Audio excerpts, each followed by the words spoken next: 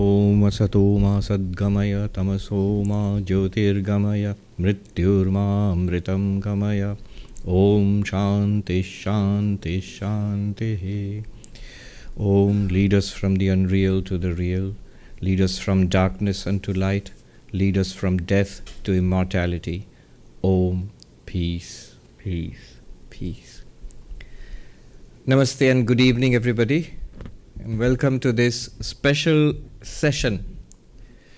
It's an auspicious day. Today is Ratha Yatra in Puri in India, the great car festival of Sri Jagannath. And Sri Jagannath in Puri is none other than Sri Krishna. So today also the subject is on the Bhagavad Gita, unfolding infinity. And we are most pleased and delighted to welcome into our midst Srimad Swami Pranab Chaitanya Puri Ji Maharaj. He is accompanied by Srimad Swami Avadesh Chaitanya Puri Ji Maharaj. Revered Swami Pranab Chaitanya Puri Ji Maharaj, who is seated there, is going to give us the talk this evening. Maharaj is a disciple of Srimad Swami Vishnu Puri Ji, and at present he is the president of the Paramartha Sadhak Sangha, which is a spiritual organization in India, mainly concerned with teaching and spreading the message of Vedanta. So, for example, the Bhagavad Gita, which we'll discuss today. He has trained many generations of spiritual seekers, some of whom have become acharyas or teachers in their own right for more than 30 years. So, he is very thoroughly well versed in Vedanta, in the traditional Shankara school of Advaita Vedanta. And he has written numerous books, including many books on the Bhagavad Gita itself. Some of his classes and talks are available on YouTube. So those who understand Hindi or some Bengali also, they can follow and benefit from that. The organization which he heads has multiple branches in India. So, for example, there are branches in Banaras, which is where his main ashram is, in Haridwar, in Agartala, in Kamalpur, Shankudgan, Ranchi, Calcutta also, I think. Calcutta head office is somewhere. Head office is in Calcutta, right. So, and they have the same ideal as our organization does, Atmano Mokshartham Jagathitaya Cha, for your own liberation and for the welfare of humanity, for welfare of the whole world.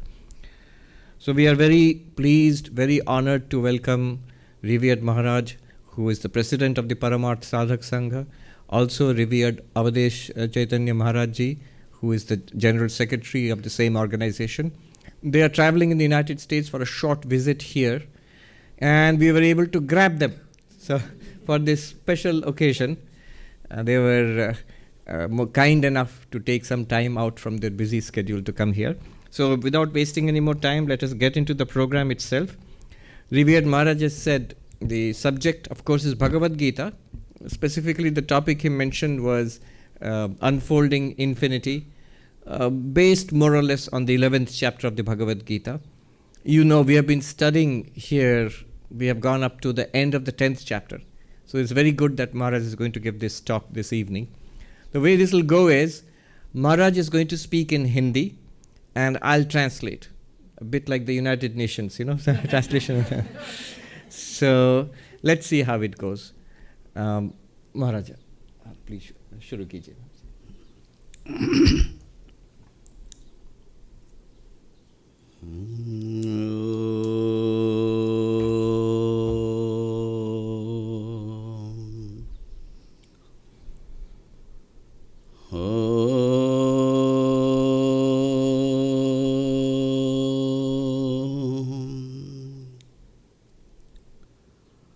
Bhadrang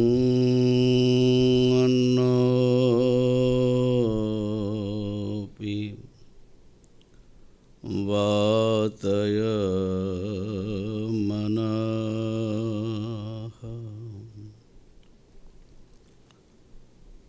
Om Shanti शान्तिः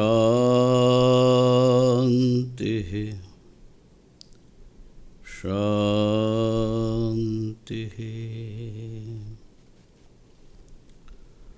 ॐ यो ब्रह्माणं विदधाति पूर्वं यो वै वेदांश्च प्रहिणोति तस्मै तं देवम् आत्मबुद्धिप्रकाशम् मुमुक्षुर्वै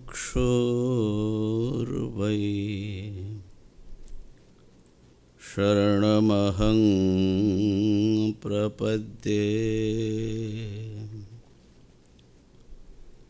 ॐ शान्तिः शान्तिः शान्तिः। नमस्त्वनन्ताय सहस्रमूर्तये सहस्रपादाक्षि शिरोरुबाहवे सहस्रनाम्ने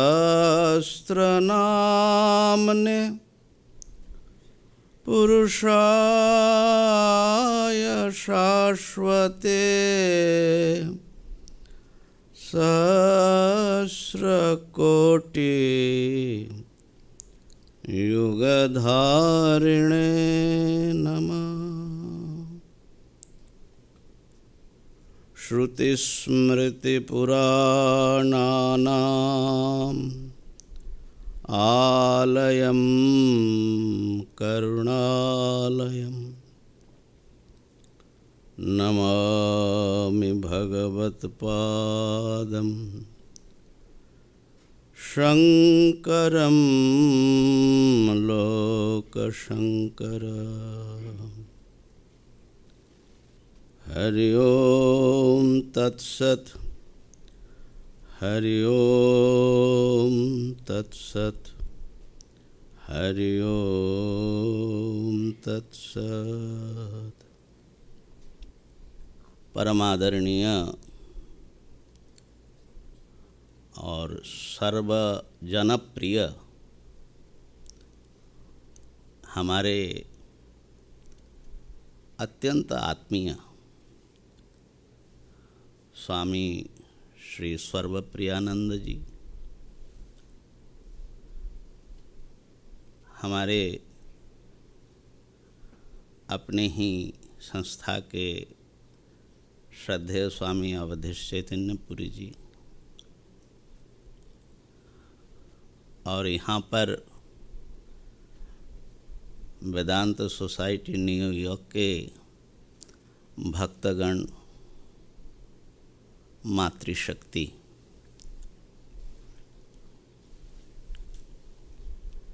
एक नई एडवेंचर हम लोग करने जा रहे हैं।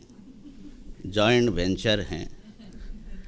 थोड़ा थोड़ा मैं बोलूँगा, थोड़ा स्वामी जी बोलेंगे और थोड़ा ज़्यादा मैं डरा हुआ हूँ कि आप लोग डरे हुए हैं, मुझे पता नहीं। So Swamiji is saying that we're going to embark upon a new adventure. It's a kind of a joint venture. So I'm scared, and I don't know if you are all scared too.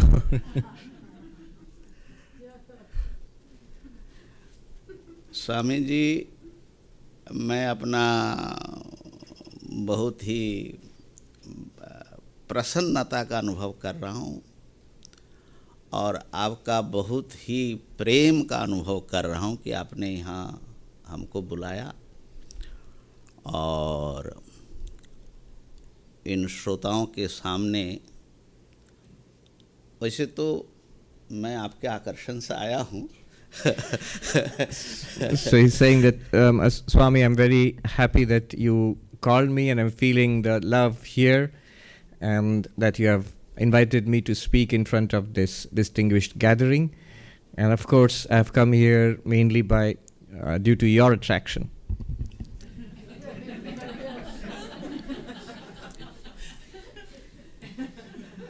आपको याद है कि मैं आपसे मिलने के लिए without invitation Calcutta में, वहाँ कल्चरल इंस्टीट्यूट में, और आपकी बड़ी गैदरिंग, उस भीड़ में से कैसे आप तक पहुँचे वो परमात्मा ने पहुँचाया।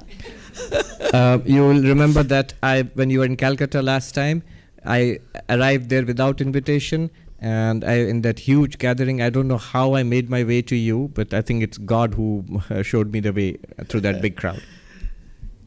तो यहाँ पर आप सब लोगों के बीच में आकर के हमें बहुत प्रसन्नता का अनुभव हो रहा है, और हम बहुत स्वामी जी के लिए बड़ा गर्व फील करते हैं असल में। कि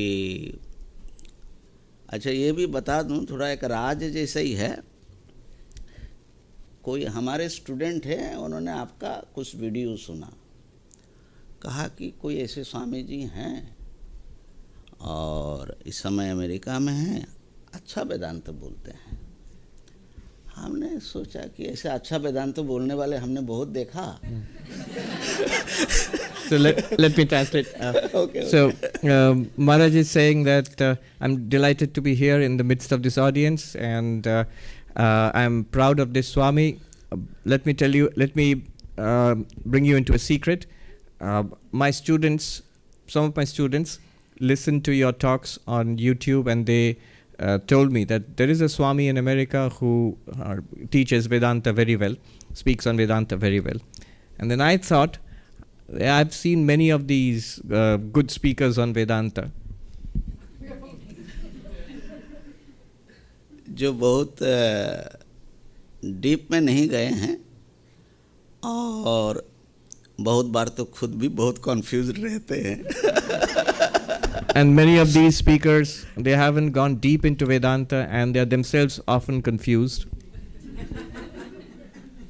तो हमने स्वामी जी को सुना नहीं, माने यूट्यूब में, लेकिन करुणा को थैंक्स हम हरिद्वार में कुछ महीने के लिए बंद हो गए, तो वहाँ पर फिर कुछ हम सर्च करने लगे तो स्वामी जी का आया, तो सुना मैंने। So I did not listen to his talks, but then later, thanks to COVID, I was stuck in Haridwar, and then I had the opportunity to listen to some of his talks. और थोड़ी देर सुनने के बाद ही मैं असल में आपका fan हो गया Swami ji. And after listening for a little while, I became your fan, Swami. और वेदांत की बड़ी गंभीर बातें और बहुत ही रैशनल साइंटिफिक तरीके से आपके लिए, माने इस खास करके इस समय के माइंड के लिए, और बड़े ह्यूमरस तरीके से उसको प्रेजेंट करना, तो मैं समझता हूँ कि मैं तो बहुत ही प्राउड फील करता हूँ। और मैं थोड़ा सीनियर भी हूँ स्वामी जी से उम्र में भी, तो मैं बहुत आशीर्वाद करता रहता हूँ स्वामी जी को। So he presents very profound Vedanta teachings in a rational and scientific manner with a lot of humor, and I feel very proud of him. And being elder to him in age and senior to him, I shower my blessings on him.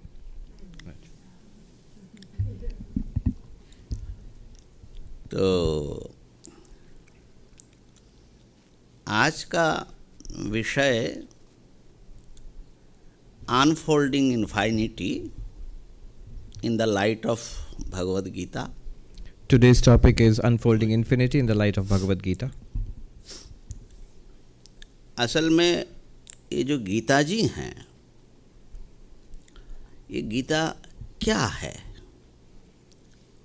What is Bhagavad Gita? हाँ, देखिए, ऐसे तो भगवान श्री कृष्ण ने अर्जुन को उपदेश किया।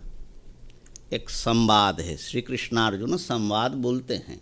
It's a dialogue between Sri Krishna and Arjuna, where Krishna instructed or taught Arjuna. लेकिन श्री कृष्ण जब अपना स्वरूप का उद्घाटन किया, अनफोल्ड किया, खास करके एकादश अध्याय में, तो उन्होंने अपने अनंतता को उनके सामने प्रस्तुत किया। But when Sri Krishna revealed his true nature, especially in the 11th chapter, he unfolded infinity. तो इसलिए ये गीता जो है ना, ये इन्फाइनिटी खुद को एक्सप्रेस कर रहे हैं, अनफोल्ड कर रहे हैं। That is Bhagavad Gita. So really, the Bhagavad Gita is infinity unfolding itself, expressing itself. That is Bhagavad Gita. तो इसलिए मैंने सोचा कि स्वामी जी ने कहा गीता जी पर कुछ बोलिए, तो मैंने सोचा कि यही है कि अनंत अपने आप को अनफोल्ड करते हैं, और उनके असल में ये जो पूरा क्रिएशन है, जो कुछ भी है सारे विश्व में, ये उन्हीं का प्रकाश है, और हमारे आपके रूप में भी वो हैं, और वो अपनी अनंतता को व्यक्त करना चाहते हैं।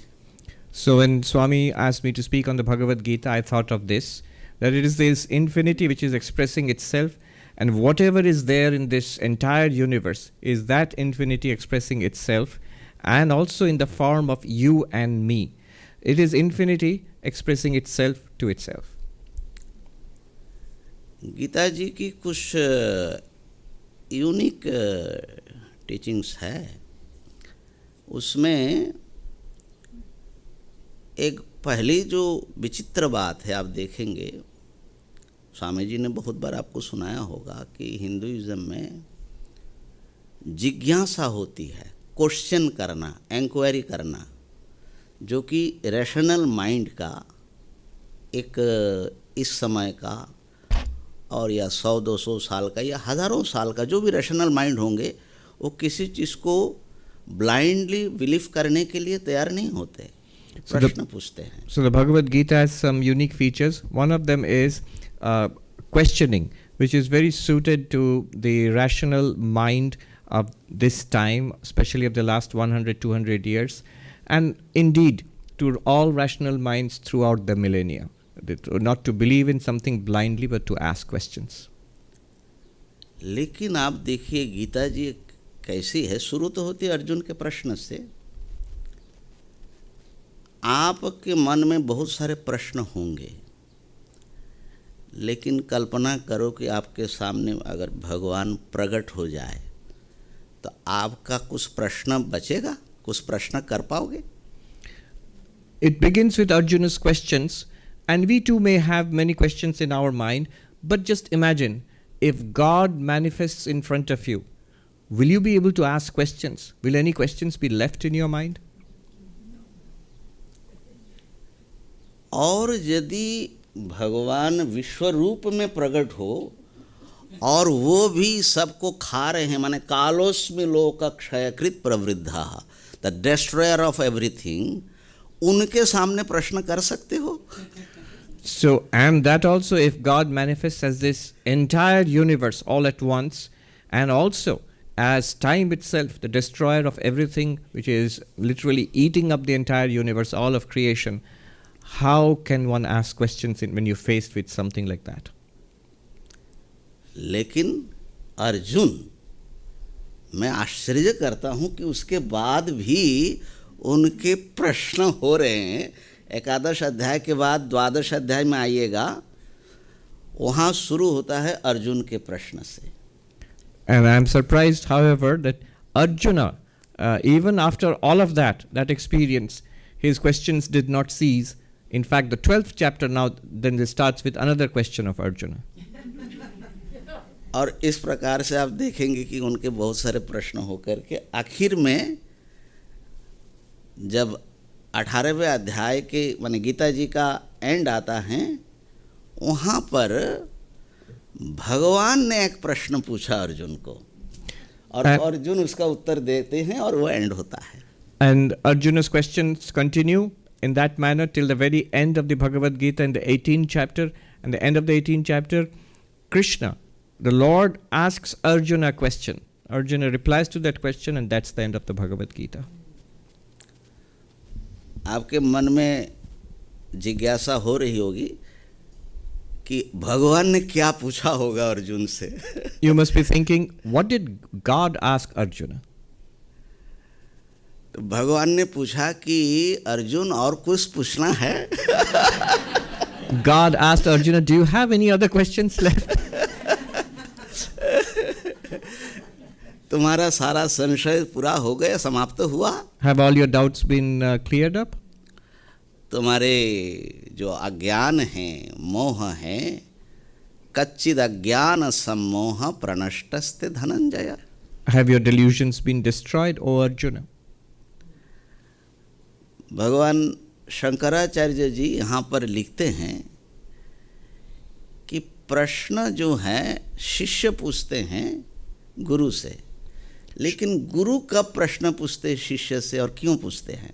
Shankaracharya, the commentator, writes at this point that questions are asked by the disciple to the guru, but when and why does the guru ask questions to the disciple? तो गुरु पूछते हैं कि ठीक से समझे कि नहीं समझे. अब मैं समझता हूँ कि मैं भी पूछूंगा इसके बाद में आपने क्या समझा. So the guru asks, have you understood this well? And I think I will also ask you this at the end of the talk. और दूसरी बात पूछने का जो अर्थ शंकराचार्य जी ने बताया, भगवान गुरुओं को उनका कर्तव्य, उनका धर्म सिखा रहे हैं कि जब तक शिष्य कृतार्थ न हो जाए, अगर उनको समझ में नहीं आया तो दूसरे पद्धति से, दूसरे तरीके से सिखाओ. Shankaracharya makes a second point here that God is teaching the gurus their duty or how to teach, and they have to do this until the student is fulfilled. All the doubts of the student are cleared up, are at an end. If it does not understand in one way, you have to teach in another way. और भगवान अर्जुन को कह रहे हैं कि मैं फिर तैयार हूँ दोबारा समझाने के लिए नए तरीके से. The Lord is telling Arjuna that I am still ready to answer your questions in different ways, in new ways, to answer your questions. अब देखिए, मैं समझता हूँ कि किसी और ट्रेडिशन में तो एक तो पूछना ही अपराध हो जाता है, लेकिन भगवान प्रोत्साहित कर रहे हैं कि पूछो. Often we find in other traditions, there are certain traditions in which asking questions is a fault, is discouraged. अपराध. Aparad. It's a aparad would be what? A crime. Sin, Yeah, it's a sin or a crime. It's discouraged. But here, God is Himself asking the disciple that you keep asking, keep on asking questions. तो भगवद गीता हमें क्या सिखाती? Bhagavad Gita means माने जो infinite है वो हमें guide कर रहे हैं. वो क्या सिखाती है? Bhagavad Gita means that the infinite is guiding us. What does it teach us? तो सबसे पहले जो चीज़ मैं पॉइंट आपके सामने रखना चाहूँगा कि कोई भी फिलॉसफी हो या बिलीफ सिस्टम हो, उसको दो प्रश्न का कम से कम उत्तर देना चाहिए. The first point I would like to place before you is that whatever philosophy or belief system, it has to at least answer two questions. पहला है कि पर्पस ऑफ लाइफ क्या है, अल्टीमेट पर्पस ऑफ लाइफ क्या है. दूसरा है how to achieve it, कैसे उसे प्राप्त करें. I think you all got that. Thank you. लक्ष्य और उपाय. The goal and the way. हाँ, अब मनुष्य के लिए जब पूछा जाता है कि जीवन का लक्ष्य क्या है, तो इस विषय में सभी मनुष्य सहमत है, या यहाँ पर कॉन्सेंसस है कि सुख ही हमारा लक्ष्य है। When we are asked what is our goal in life, all human beings have a consensus that happiness is our goal.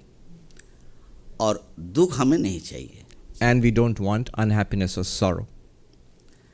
इसमें आस्तिक हो, नास्तिक हो, साधु हो, असाधु हो, सब एकमत है।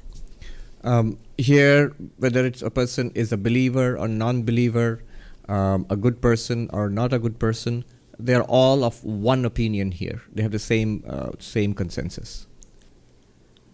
परंतु इसका जो है मनुष्य में 3 विभाग हो जाता है सुख को लेकर के, कि सुख कहाँ है और क्या है। Among human beings, we can make a classification into 3 groups on the question of what is happiness and where do you get happiness. तो अधिकतर लोग जो हैं इहलोक में, इसी संसार में जो भोग जनित सुख है उसी को अपना जीवन का ध्येय समझते हैं। Most people think that whatever sensuous pleasures are available here in this world, whatever you can experience in this world, the joys that are born of that experience, that is the goal of life. That is where happiness lies. That's most people think that. हमारे शास्त्र में उसका थोड़ा अच्छा classification कर दिया कि पुत्रैषणा, वित्तैषणा, लोकैषणा। हम यहाँ पर पारिवारिक सुख चाहते, अच्छी फैमिली हो, बहुत धन संपत्ति हो और पावर हो, रेस्पेक्ट हो, सम्मान हो, पॉपुलैरिटी हो, ग्लैमर हो, ये हम यहाँ चाहते हैं।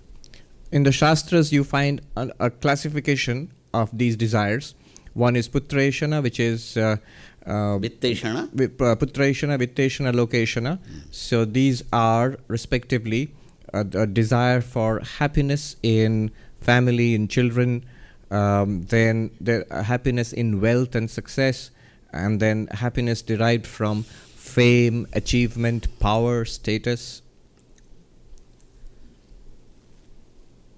लेकिन कुछ लोग इस बात को समझते हैं कि आखिर ये टेम्पोररी हैं और जब हम यहाँ शरीर छूट जाएगा उसके बाद क्या होगा। लेकिन जो इहलोक को ही मानने वाले हैं वो उसके बाद तक वो सोचते नहीं हैं। Some people think that, well, all of the aforementioned are temporary, and what will happen when we die? We're going to die when this body drops off and we die, then what will happen after death? But of course, most people who believe in just this world don't even think about that. They don't even think what will happen after death. Kathopanishad में यमराज जी ने नचिकेता को बताया, न स्वामी जी भी शायद कठोपनिषद चल रहा है, स्वामी जी हो गया, न सांपरायः प्रतिभाति बालम प्रमाद्यंतम वित्तमोहेन मूढ़म। जो इमेच्योर्ड है, बालक है, उनको परलोक की बात, मरने के बाद भी कुछ है जिंदगी और आपको उस जर्नी को जारी रखना है, ये बच्चों को प्रतिभात नहीं होता, उनको ज्ञात नहीं होता है। In the Kathopanishad, the Yama, the Lord of Death, says that na samparaya pratibhati balam, that the very possibility of an existence after death is not taken seriously by immature people, by people of childish intellects. लेकिन जो थोड़े गंभीरता से सोचते हैं, तो जैसे जीवन सत्य हैं, ये रियलिटी है, हम जी रहे हैं और इस जीवन का एक अंत भी है, ये भी उसको बहुत रियल ही मालूम पड़ता है। So those who think a little more deeply, they notice that just as this life seems real, the end of this life is also real. और जितना जितना हम निकट पहुंचते उतना ज़्यादा रियलिटी उसमें होती है. And the closer that we come closer to that, the more real it seems, the end of life. तो वहाँ पर ये बात आती है, दूसरे लोगों का जो क्लास है वो सारे रिलीजियस जो ग्रुप्स है वो है, और वो रिलीजियन उनको ये बताता है कि हमारे अगर अनुसार चलो, हमारे बिलीफ सिस्टम को फॉलो करो, तो तुम हेवन में या जन्नत में या स्वर्ग में जाओगे. So here is the second class of people, to which belong people who believe in all the different religions of the world, and the different religions of the world say that if you follow our belief system, our religion, then after death you will attain heaven or jannat or swarga. लेकिन वहाँ है क्या? But what is there? कौन सा सुख है वहाँ? What kind of happiness is available there? तो जो वर्णन आता है वो इसी का एक्सटेंशन मालूम पड़ता है. बहुत भोग है, और कहीं कहीं तो 72 हूर और क्या क्या वर्णन है. तो लेकिन वो भी भोग सुख की ही बात करता है. The descriptions we find tell us that the happiness available in these other worlds after death is just an extension of what is available here, what we experience here, in a more extreme form. अब गीता जी जो हैं, वो गीता जी वो हमारे हिंदू धर्म का essence है, और बल्कि शायद हिंदू धर्म इन्हीं कॉन्सेप्ट को लेकर के बने हो. वेद तो है ही हैं, और अगर हिंदुइज़्म को आपको बहुत संक्षेप में समझना हो, अपने जीवन को समझना हो, तो गीता जी ज़रूर पढ़ें. So now when we come to the Bhagavad Gita, it contains the essence of Hinduism. Of course the Vedas are there, but the Bhagavad Gita contains the essence of Hinduism. And if you want to understand Hinduism, and if we want to understand our lives, you must read the Bhagavad Gita. तो स्वर्ग सुख हमारा लक्ष्य नहीं है, और इहलौकिक सुख भी लक्ष्य नहीं हो सकता. The goal cannot be either the various pleasures available here or hereafter in heaven. Swami Vivekananda ji ने कहीं पर कहा कि तुम स्वर्ग में भी जाते हो, वहाँ भी तुमको भोग के द्वारा ही अगर सुख प्राप्त करना है, तो तुम नेचर की गुलामी करते हो. Swami Vivekananda said somewhere, if you are seeking pleasure in heaven, and there also you are seeking this kind of sensuous pleasure, then you are a slave of nature.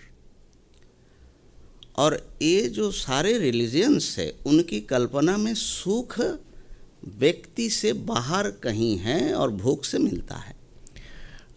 All these religious descriptions have one thing in common, that they conceive of happiness as something external to us, and by some kind of experience we get access to this happiness.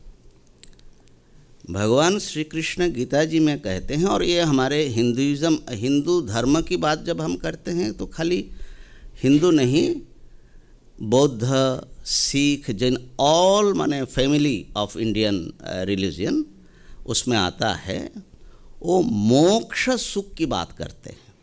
So when we talk about happiness, really happiness in Hinduism, and it's not just Hinduism, but also Buddhism, Jainism, Sikhism, indeed all the Indic religions, they really talk about the happiness of moksha. अब ये मोक्ष क्या है? ये कहीं बाहर किसी जगह पर मिलने वाली चीज़ नहीं है. ये जो है व्यक्ति को अपने ही आत्मा में उसे प्राप्त करना होता है. But then what is moksha? It is not something that is obtained from outside. The individual has to find it within one's own self. Gita जी में बहुत जगह पर स्वर्ग सुख की भी निंदा मिलेगी आपको बहुत आराम से, और ये बताते हैं कि क्षीणे पुण्य मर्त्यलोकं विशन्ति, फिर स्वर्ग कोई परमानेंट प्लेस नहीं है. So in the Bhagavad Gita, in multiple places you will find a criticism of heavens, For example, Kshine Punye Martyalokam Vishanti, which means once your merits are exhausted, one comes back to this mortal world, which shows that these heavens are not permanent places. और हमारे जो हम लोग Hindu background से आते हैं उनको समझ में ये नहीं आता है कि गॉड ने हेवन और अर्थ को क्रिएट किया तो जो बनाया गया वो इटर्नल प्लेस कैसे होगा, चाहे हेवन हो या हेल हो. If you come from a Hindu background, we find it difficult to understand if God created heaven and the earth, then if something has been created, then how can that be eternal, whether it's heaven or hell? एक बार हमने किसी discuss में कहा था कि मान लो God ने अपने संकल्प से हेवन बनाया और हम लोग जो हैं ये डे ऑफ जजमेंट में और जैसे भी हम हेवन में पहुंच गए, लेकिन कभी ना कभी गॉड की मर्जी हो गई कि चलो ये ख़त्म हो जाए, तब क्या होगा? If once I said in a discussion that if by sankalpa, that means, how do I translate that? Will of God. By the sheer will of God, if God created heaven, and if we by some means attain to this heaven and reach heaven, then again by the will of God it could very well be possible that God wants to wind up everything, and then where will we be? What will happen to us? लेकिन आपको एक बात का आश्वासन मैं देना चाहता हूँ, गीता जी में जो इंडिविजुअल सोल है, व्यक्ति आत्मा, वो भगवान का सनातन अंश माना गया है. अर्थात भगवान भी चाहे तो आपको डिस्ट्रॉय नहीं कर सकते. I want to assure you one thing, that in the Bhagavad Gita, the conception of the individual soul, the Atman, is conceived of as an eternal part of God. And so therefore, being an eternal part of God, even if God wants, even if it's God's will, God cannot destroy you. तो इसलिए स्वर्ग सुख हमारा वो भी temporary हुआ ना, तो इसलिए वो लक्ष्य नहीं और बाहरी हैं और उसमें गुलामी है, उसकी बहुत सारी निंदा गीता जी में मिलती हैं.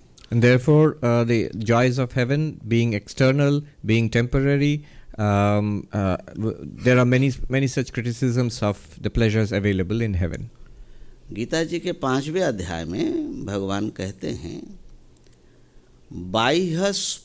बाह्य स्पर्शे स्वसत्तात्मा विन्दत्यात्मनि यत् सुखम स ब्रह्म योग युक्तात्मा सुखमक्षय्यमश्नुते. ये जो है श्लोक 5वें अध्याय का मैं नंबर आपको बता देता हूँ, कभी देखने की इच्छा हो तो आप देख लेना.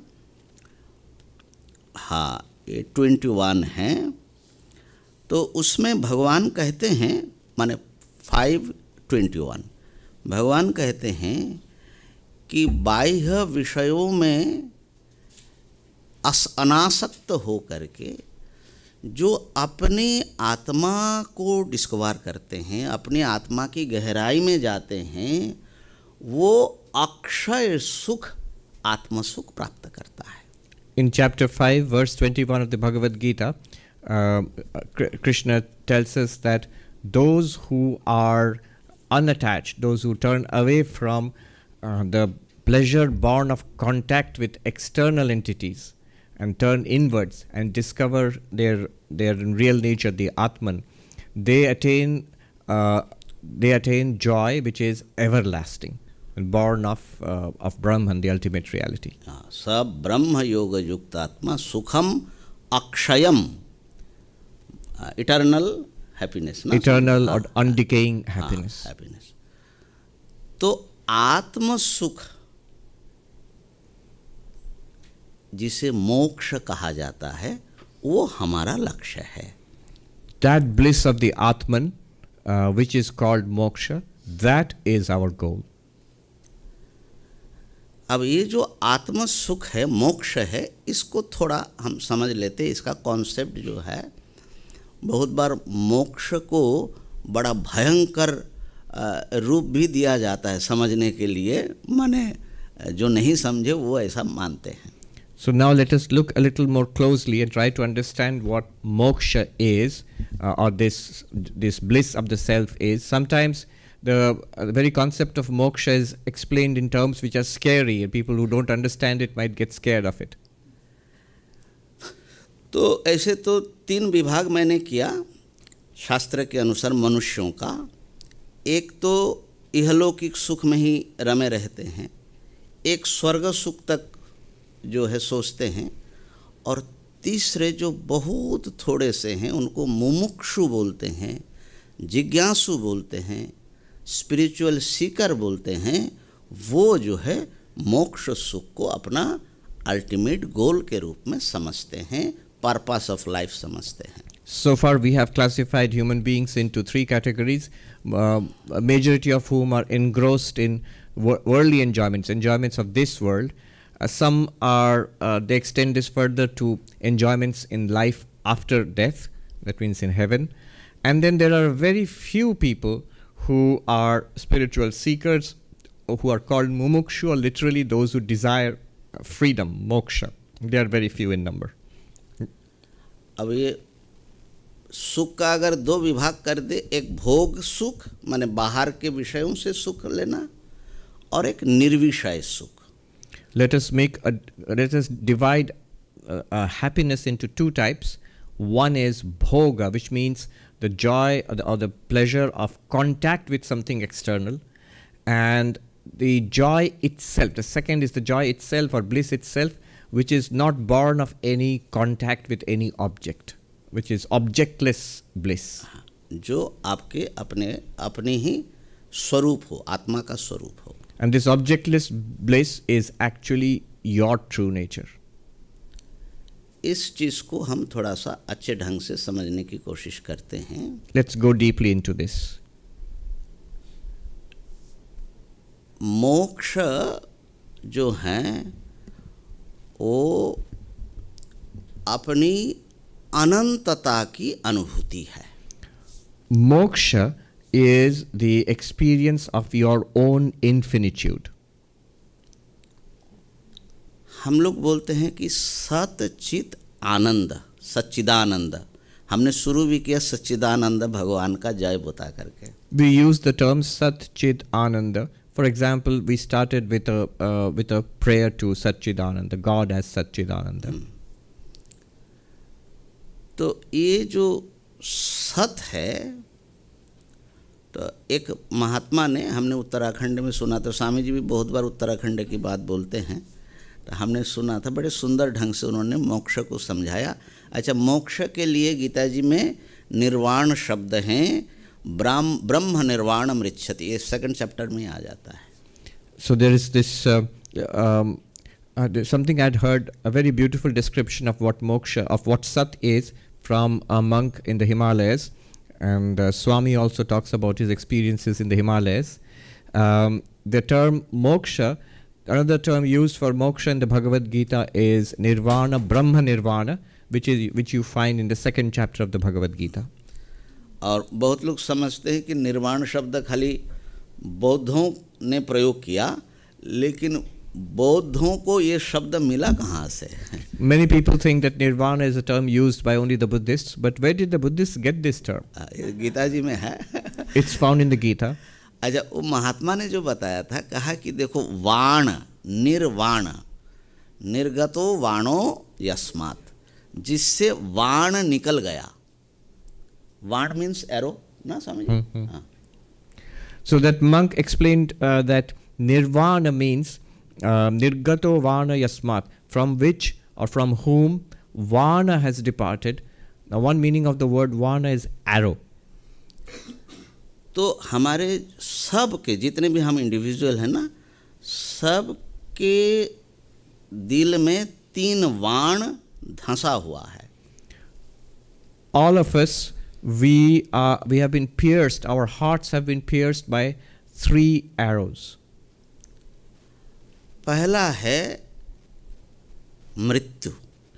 The first is death. हम सब चाहते हैं कि हमारा अपना जीवन, अपना अस्तित्व कभी समाप्त न हो।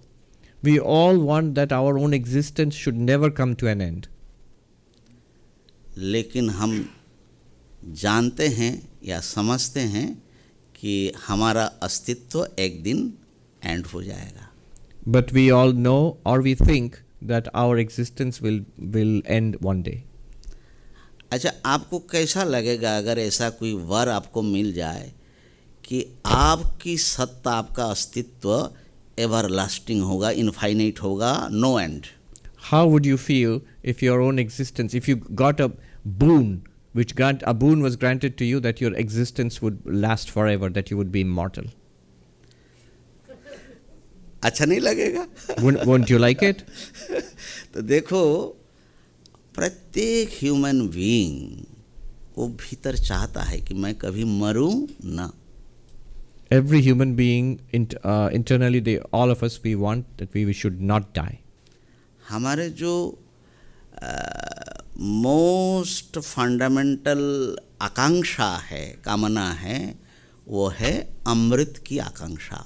Our most fundamental desire is immortality. हमारे स्वामी जी जब भी लेक्चर शुरू करते हैं, मृत्युर्मा अमृतं गमय बोलते हैं। The Swami, whenever he starts a talk, he starts with let us take us from mortality to immortality. क्योंकि ये सारे मानवात्मा की प्रार्थना है। Because this is the prayer, one common prayer of all human beings. तो हमारा अस्तित्व अनंत हो, अनंत सत्ता, इनफाइनाइट एग्जिस्टेंस, ये हमारा लक्ष्य है, हम इसको चाहते हैं। That our existence will be limitless, infinite existence. This is our goal. We really want this. लेकिन उसमें वही समस्या है कि मृत्यु का बाण लगा हुआ है और वो एक समय हम ऐसा समझते कि हमारी सत्ता खत्म कर देगी। ये मृत्यु का arrow. But the problem is that we are pierced by the arrow of death, and we are quite convinced that one day death will end us. Death will come to an end. Death will be the end of us. दूसरा जो बाण है वो है अज्ञान या जड़ता का। The second arrow is that of ignorance or inertness. देखो, एक सिचुएशन की कल्पना करो कि आपका जीवन है, आप जिंदा है, लेकिन आपकी चेतना चली गई, कोमा में चले गए। Imagine a situation where you are alive, but you are in a coma. आपको अच्छा लगेगा? Will you like that? और ऐसा आपका जीवन अनंत हो और चेतना कभी ना आए, अच्छा लगेगा? And if your existence, such an existence, were prolonged forever and you never regained consciousness, would you like that? तो इसलिए हम जब अपने अस्तित्व की अनंतता की बात करते हैं तो अपनी चेतना की भी अनंतता की बात करते हैं या चाहते हैं। So when we desire the limitless existence that we'll live forever, what we also want is parallelly that we should also be conscious. We should live consciously. We should be aware. दूसरी बात है कि हम सब अपने को चेतन महसूस करते हैं और हम बहुत कुछ जानते हैं और जानते रहें, ये हम चाहते हैं। The second thing is we all experience ourselves as aware, as conscious, and we know many things, and we all feel we should keep on knowing many more things. लेकिन हम कभी भी अपने ज्ञान से सेटिस्फाइड नहीं होते। And we are never satisfied with our knowledge. जब हमने जन्म लिया था तो जब से बोली फूटी, माने मुंह में वाणी आई, हमने पूछना शुरू किया और कितना तंग किया होगा अपने माँ बाप दादा दादी को। So when we were born and when we learned how to speak, from that time onwards we've been asking why and how we must have tormented our parents and grandparents. हम जानना चाहते, ये मनुष्य की एक बड़ी स्पेशल नेचर हैं जो शायद पशुओं में न होगा, कि आप जानना चाहते, आप जिज्ञासु हैं। We want to know, we are jigyasu, inquirers, and maybe this is a special characteristic of human beings, maybe not in animals. लेकिन ये जिज्ञासा पूर्ण कब होगा? But where will this, when will it be fulfilled, this desire to know? अगर कोई भी चीज़ आपके ज्ञान से बाहर रह जाए, आप अज्ञानी रह जाओ, आपको अच्छा लगेगा? If even the least of, if something remains beyond your knowledge and you still remain ignorant of that thing, would you be satisfied? हम अपने अज्ञान या मूर्खता से प्रेम नहीं करते. We don't love our ignorance, we don't love our own stupidity.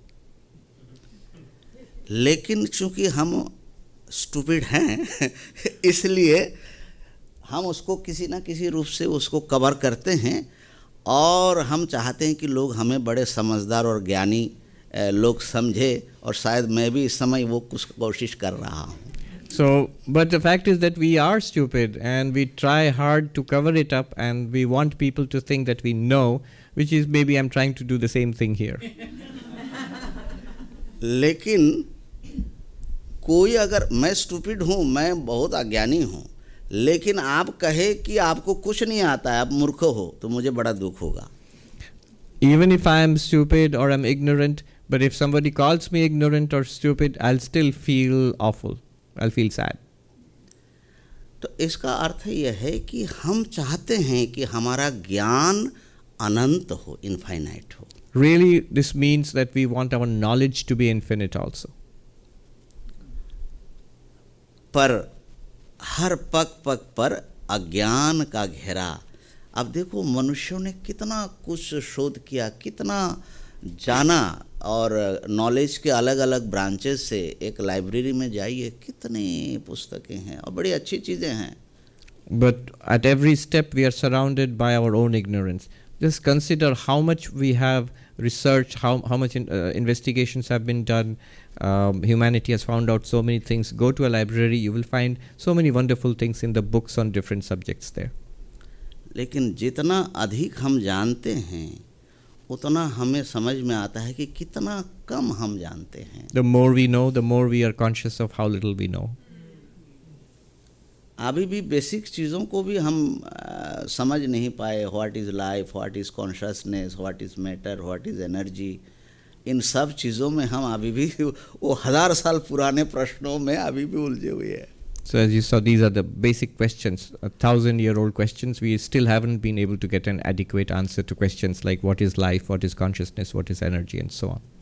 लेकिन ये जो हमारे अर्घ हैं, ये जो हमारी प्रार्थना है कि हम सब जान ले, ऐसा हो जाए कि अज्ञान समाप्त हो जाए,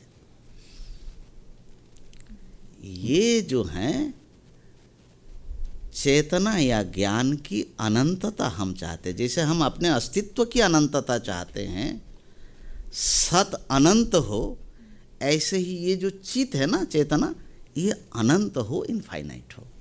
So this prayer we have, our prayer inside us that our knowledge should be infinite without any limits.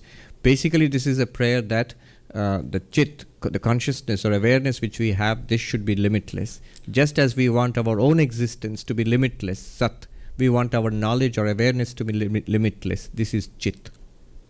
और स्वामी जी उस प्रार्थना में वो भी सम्मिलित है, तमसो मा ज्योतिर्गमया. And the Swami starts with that prayer, lead us from darkness unto light. ये हमारे दूसरे मोस्ट फंडामेंटल कामना या प्रार्थना है. So this is the second among the three most fundamental needs or desires which we have. This is the second one. तीसरा जो है बहुत आसानी से समझ जाएंगे. हम आनंद चाहते हैं, लेकिन वो आनंद जो है बार बार दुख जो है उसको काट देता है. So, and the third one you can guess easily. We want ananda or happiness or bliss. But the problem is the bliss that we have, the happiness that we have is negated, is cut down again and again by sorrow, is interrupted by sorrow, as by unhappiness. तो 3 वाण हमें लगा हुआ है, एक मृत्यु की, एक अज्ञान की और एक दुख की. So we have been pierced by 3 arrows, one of death, one of ignorance and one of sorrow. ये 3 वाण को जब आप निकाल बाहर फेंकेंगे, जब आपकी सत्ता मृत्यु रहित हो जाएगी, आपकी चेतना अज्ञान रहित हो जाएगी और आपका आनंद दुख रहित हो जाएगा। उसको बोलते अनंत सतचित आनंद। So when you finally free yourself from these three arrows, when your existence becomes free of death, when your knowledge becomes free of ignorance, and when your bliss becomes free of sorrow, then this limitless existence, consciousness, bliss, this is Satchidananda, this is infinity. इस अनंत जो सतचित आनंद है, जिसकी हम हमेशा कामना करते रहते हैं, उन्हें ही भगवान, ईश्वर, परमात्मा, ब्रह्म कहा जाता है। So this infinite existence, consciousness, bliss, which is our deepest desire, our prayer, this is what is called God or Paramatma or Brahman. तो यहाँ पर जो है हम एक बात कहेंगे कि हमारे परमात्मा या ब्रह्म शायद गॉड शब्द से नहीं आता, क्योंकि गॉड शब्द के साथ जो बैकग्राउंड हिस्ट्री हैं वो किसी एकदशी सत्ता है जो जगत से कहीं दूर बैठ कर के क्रिएट करते हैं।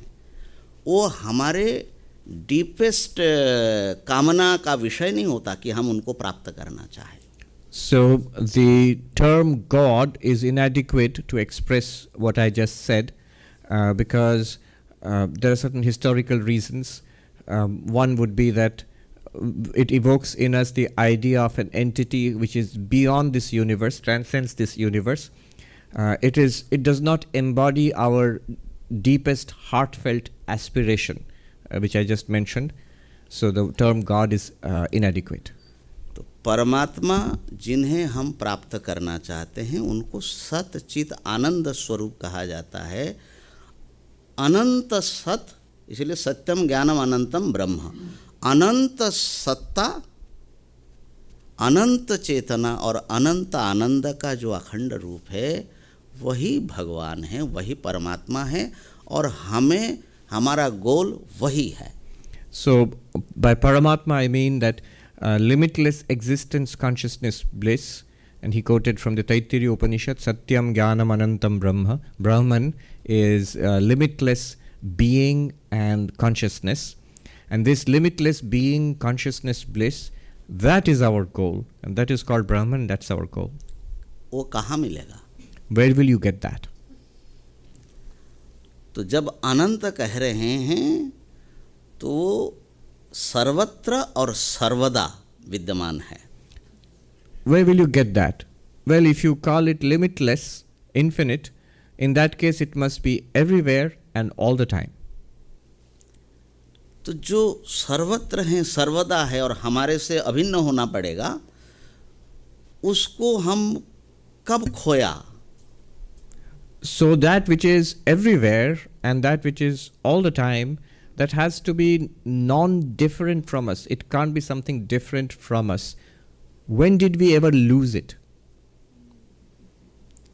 और अगर हम अनंत सच्चिदानंद अगर कोई दूसरी सत्ता है तो हम उसको चाहते क्यों है?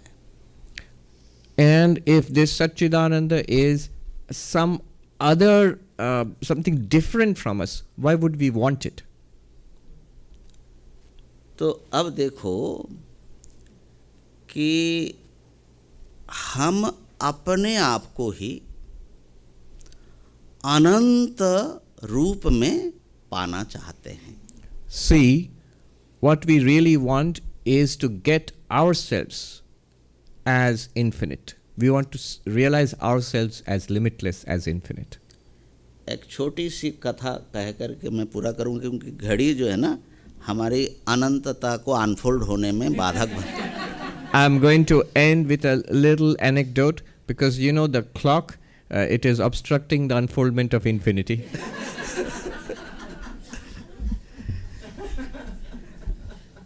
ये छांदोग्य उपनिषद में आया है, देवर्षि नारद और सनत कुमार की कथा है।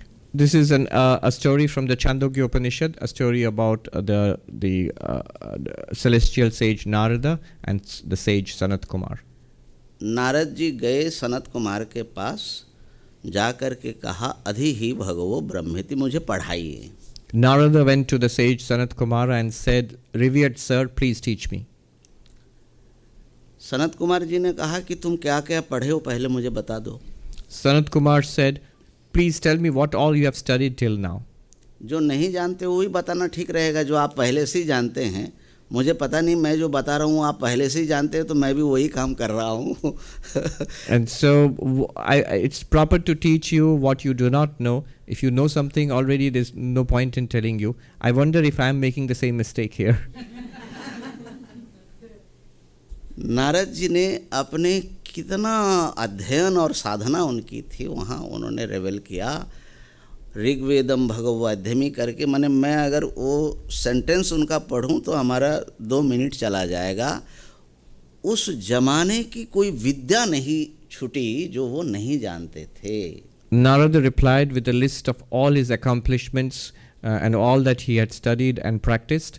If I recite his sentence, a long sentence there, it'll take 2 minutes to recite just that one sentence. There's not one branch of knowledge which was available in those days which Narada did not know, that he knew all of that.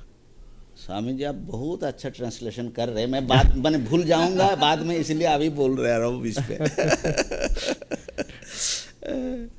तो उसमें एक दो विद्या की बात बताऊं. उन्होंने कहा राशि. राशि means mathematics. For example, he said Rashi, that is mathematics.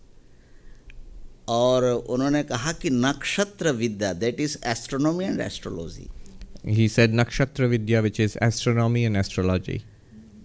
और भूत विद्या, that is geology, zoology and also biology.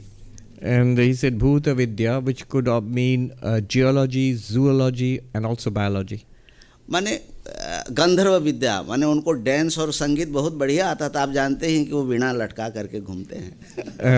And Gandharva Vidya, he was a master of music and dance, and you know he is always pictured as moving around with a veena strapped to his back to his neck. स्वाभाविक प्रश्न होता है कि इतना जानता है, अब वो फिर क्या पढ़ना चाहते हैं, क्या समस्या, प्रॉब्लम क्या है उनके साथ में.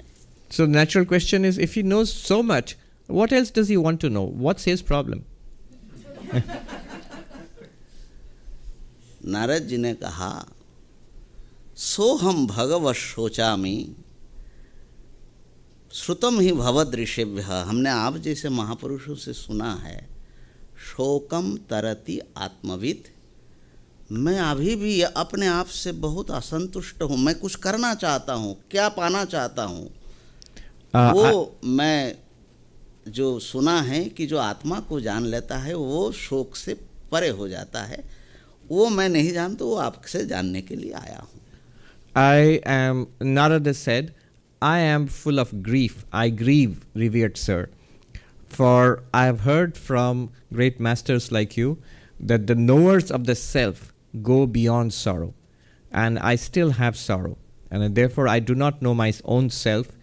I want to know that from you. I want to know my own self from you. कथा थोड़ी लंबी है और बड़े फिलोसॉफिकल हैं, लेकिन उसका जो मुख्य बात यहाँ से जुड़ा हुआ है. सनत कुमार जी ने कहा कि तुमने जो कुछ भी जाना और जो कुछ भी पाया ये अल्प है.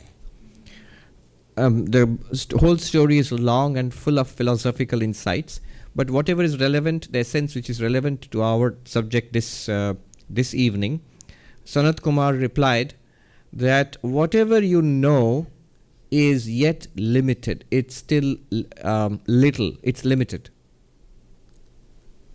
नाल पे सुखम अस्ति. There is no true happiness in the limited. भूमैव सुखम. The vast alone is happiness. In the infinite alone lies happiness.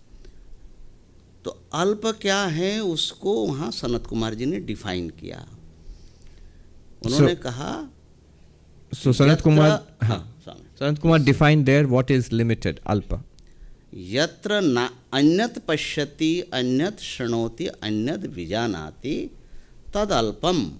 He said, where one knows another, one hears another, sees another, that is the limited. जब तक मैं अलग और मुझसे आप अलग, दुनिया अलग, ईश्वर अलग हो जाएंगे, मैं एक सेपरेट एंटिटी के रूप में अपने को पाऊंगा, एक लिमिटेड एंटिटी के रूप में पाऊंगा, तो मैं अल्प में पड़ा हुआ हूँ. As long as I see myself as separate from you and from the world and from God, till that point I remain limited, I remain small. As long as there is separation, I am small. इसी separation को, किस समग्रता से अपने को एक अलग individual के रूप में समझना, इसी को वेदांत में अज्ञान या अविद्या कहा जाता है. This understanding we have about ourselves as a little separate individual, this is what Vedanta calls ignorance. और भूमा क्या है जिसको सुख बताया सनत कुमार जी ने? What is that vastness or infinity which Sanat Kumar described as happiness? यत्र नान्यत पश्यति नान्यत शृणोति नान्यत विजानाति स भूमा. Where you do not see another, hear another, or know something as other than you, that is the vast. इसका मतलब ये नहीं कि आप आँख बंद कर लिया, किसी को देखना नहीं है तो हम भूमा हो गए. It of course doesn't mean that you close your eyes and then you can't see another person and that means you have become infinite. Not that. It doesn't mean that. इसका अर्थ है कि सब रूप में जब आप अपने आप को ही अनुभव करते हैं. Its real meaning is whenever you see everything in all forms that you see yourself. ये जो अहम माने मैं और यह का जो एक दीवार है, एक सेपरेशन है, इसी को वेदांत में अविद्या कहा गया है. इस पर बहुत फोकस किया गया. So this separation between I and this I and the other, this wall, this division, this has been called ignorance in Vedanta, and Vedanta really focuses on this ignorance. जो चेयर में इधर बैठा हुआ है और बोल रहा है, वही वहाँ चेयर में बैठ के सुन रहा है. एक ही सत्ता दो रूप में है या अनेक रूप में है, अनंत रूप में है, ये समझने का नाम है भूमा. The one who is sitting here in the chair and talking, and the one who is sitting there in the chair and listening, it is the same one who is present as the speaker and as the listener, and indeed in so many forms. This understanding is called Bhuma, the vast. Gita जी में इस बात को बहुत सुंदर ढंग से बहुत अध्यायों में आया है. एक प्रसिद्ध श्लोक में बताता हूँ, 6ठे अध्याय में है, सर्वभूतस्थम आत्मानम सर्वभूतानि चात्मनि ईक्षते योग युक्तात्मा सर्वत्र समदर्शन. ये जो है 6:29 होगा, तो उसमें भगवान बताते हैं कि सब में अपने आप को देखना और अपने में सबको देखना. ये 6:29. So this concept has been, you find it in the Gita in various places and in various beautiful ways. For example, in the 6th chapter and the 29th verse, you find this, that एक बार बोलो, सर्वभूतस्थम आत्मानम, सब में, सब प्राणियों में और सब भूतों में अपने आप को देखना. To see yourself in all beings, in all living beings, in all beings, to see yourself. और सबको अपने ही एक आत्मसत्ता में देखना.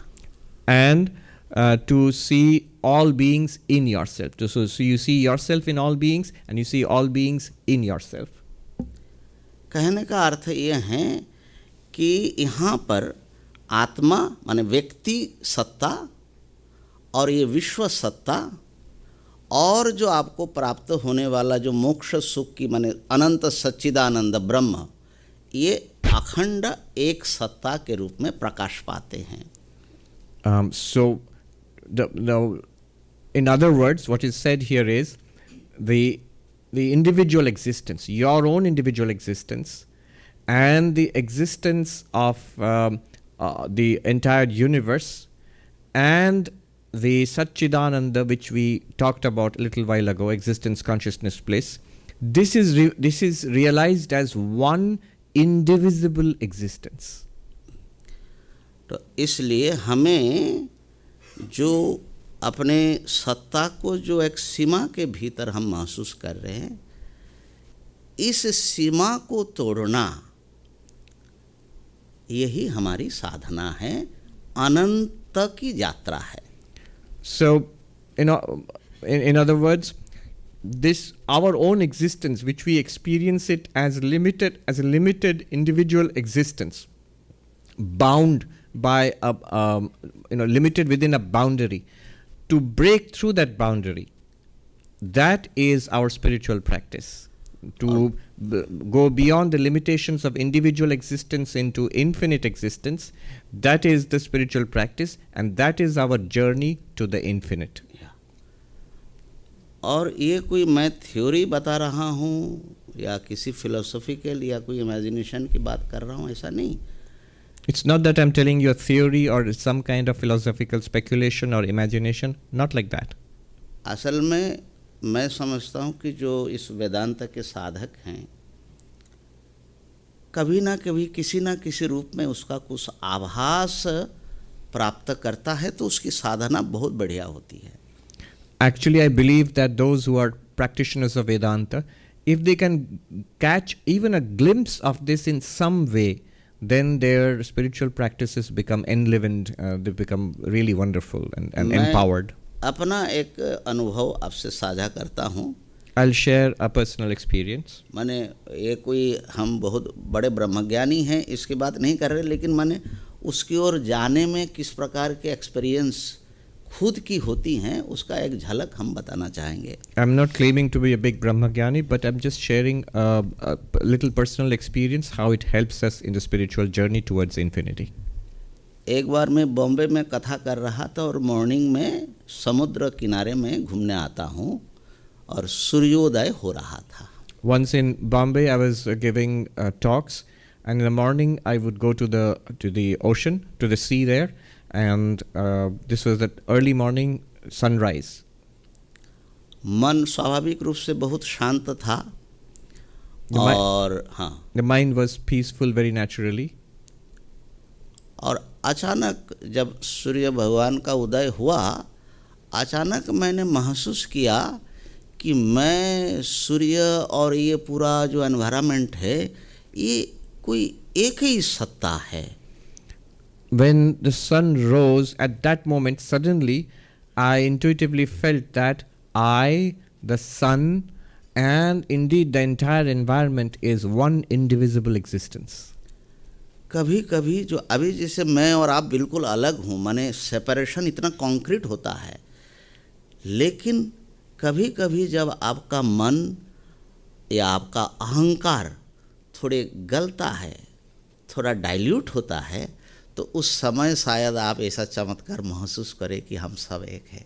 Right now, for example, our separation seems absolute, that you and I, we seem different. But once in a while, when our mind soars to that point, when our mind, our ego dissolves to a certain extent, gets diluted to a certain extent, then one catches a glimpse of this magnificent oneness. अब ये एक finite व्यक्ति infinite तक यात्रा करेगा, ऐसा सुनने से लगता है कि कभी बूंद बूंद मिल करके क्या ओशन बनता है क्या, माने infinite ocean. Are we talking about a finite individual making a journey to infinity? Is it like adding drop by drop and making an infinite ocean? Is it like that? तो फिर impossible हो जाएगा. In that case, it would be an impossible thing. लेकिन आपको गीता जी के माध्यम से मैं एक एश्योरेंस देना चाहता हूँ. But I want to assure you on the authority of the Gita,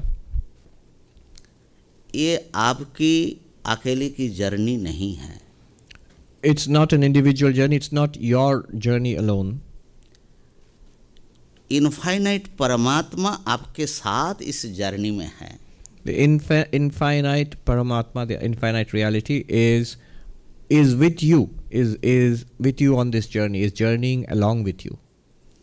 भले आपको पता अभी नहीं लग रहा है, Even if you don't feel it now, even if you don't experience it now. हमें इनफाइनाइट को प्राप्त करना जितना ज़रूरी है, इनफाइनाइट को भी उतना ही ज़रूरी है. As important as it seems to us, urgent it seems to us to attain the infinite, but it's equally urgent for the infinite to attain us, to find us. और इसका उदाहरण जो है, अर्जुन की जो जर्नी है, ये गीता में खाली गीता जी को ले लो तो उसमें आपको पता लगेगा. And the example is that, for example, on Arjuna's journey, if you study the Gita, you see this. जो श्री कृष्ण उनके सखा है, वो तो परमात्मा है. इसका मतलब इनफाइनाइट सखा बन करके उनके साथ है. So Sri Krishna is his friend, and Sri Krishna is the infinite. But that means that infinite being has become the friend of Arjuna. Arjun को पता नहीं है, Arjun does not realize this. लेकिन श्री कृष्ण भी अपने को रिवील नहीं कर रहे हैं. And Sri Krishna also doesn't reveal himself. वो ऐसे ही छोटा एक व्यक्ति बन करके उनके साथ है. And he just appears as this one limited individual and stays with Arjuna. जब अर्जुन को महसूस हुआ ऐसे क्राइसिस में फंसते हैं, और शायद कभी कभी वो भी फंसाते होंगे. When Arjuna realized this, and he was caught in this terrible crisis, and maybe sometimes the Lord himself puts us in this kind of a crisis. इसलिए क्राइसिस में घबराना नहीं, उनकी वो ब्लेसिंग्स है. Therefore, don't be afraid in a crisis. It is the blessings of the Lord. तो फिर वो सखा जो है उनका गुरु बना. Then the friend becomes his teacher, his guru. शिष्यस्तेहम शाधि मांग त्वाम प्रपन्नम. Arjuna says, I am thy disciple, please teach me. I take refuge in you. फिर गुरु ने अपने को सारे विश्व के गुरु के रूप में प्रकट किया. And then the teacher revealed himself to be the teacher of the entire world, the guru of the entire world.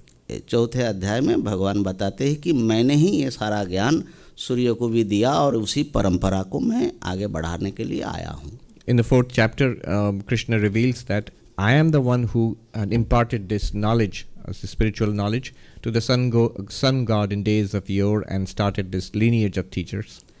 फिर गुरु के बाद वो अपने को ईश्वर के रूप में प्रकट करते हैं.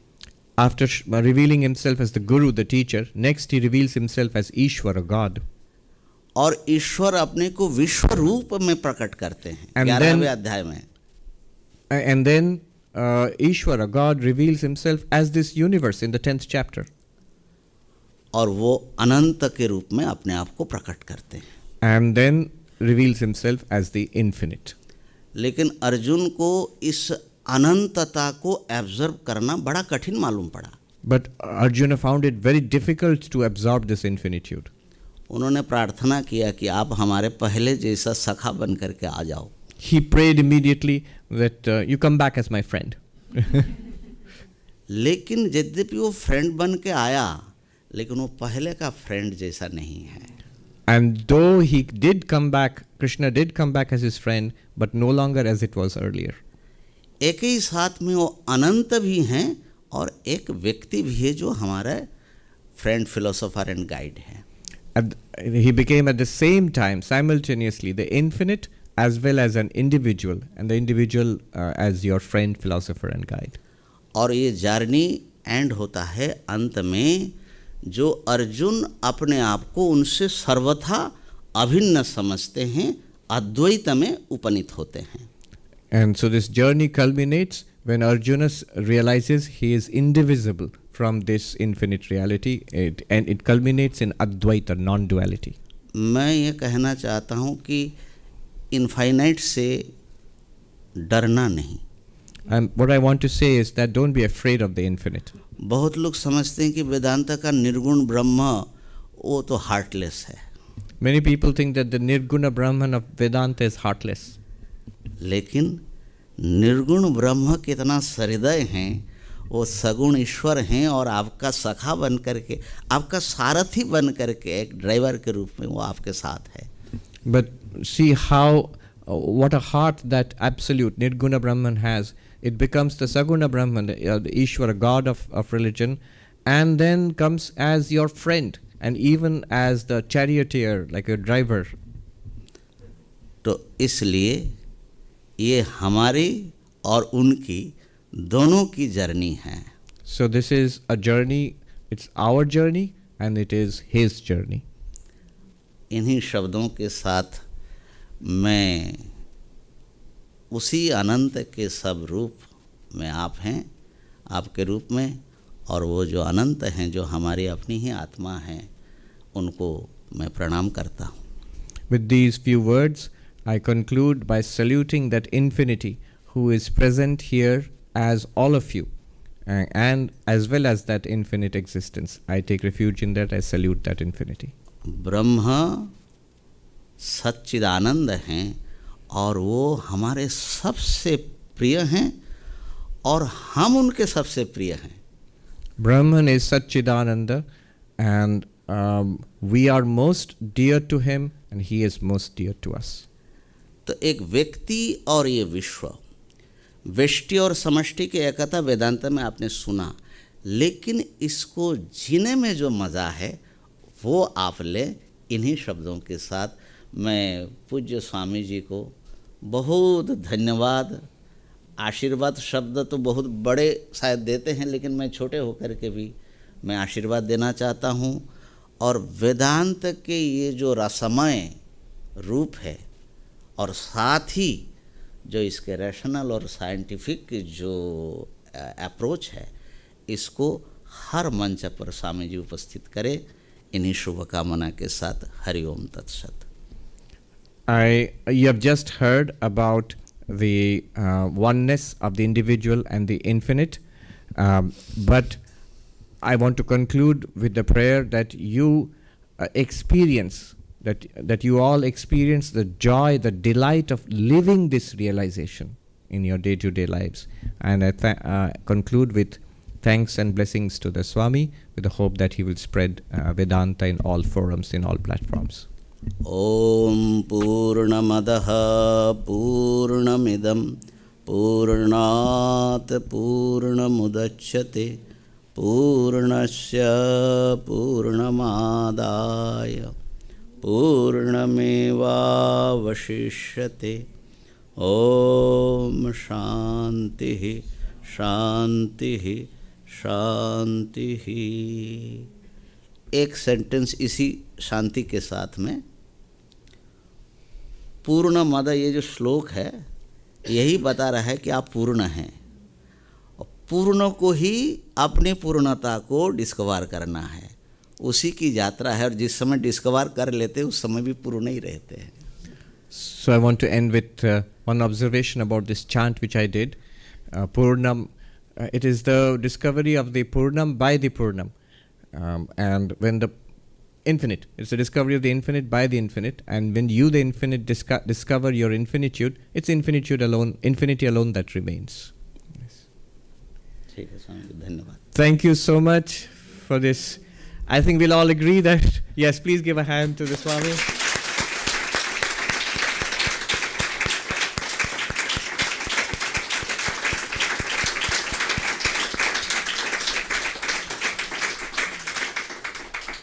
I think you'll all agree that the adventure we undertook this evening, the joint venture, as the Swami said, it was a successful joint venture. And it's our request to revered Swamiji, Pranav Chaitanya Puriji Maharaj, that whenever he comes to the United States, whenever he comes to the East Coast, he must come to Manhattan and to the Vedanta Society. And thank you, sir.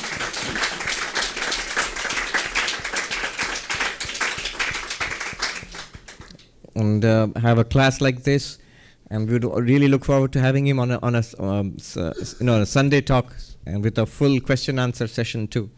And I gave this translation thing, I call it a translation gig, a test run. I think that worked out well, so we can do that.